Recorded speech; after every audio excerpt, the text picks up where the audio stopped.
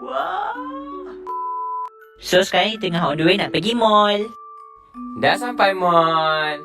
So jom kita masuk. Korang tahu tak, Aish nervous gila and excited tau nak beli phone baru. Yeay, dah sampai kedai handphone. Wah, cantiknya kotak handphone ni. Dah lama weh teringin nak beli phone ni, tapi baru ada rezeki lebih.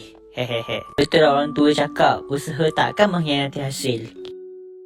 So, jom kita unboxing.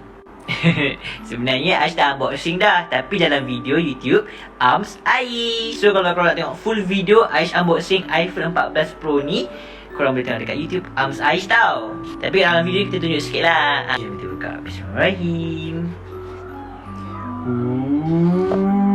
Cantik lah warna dia.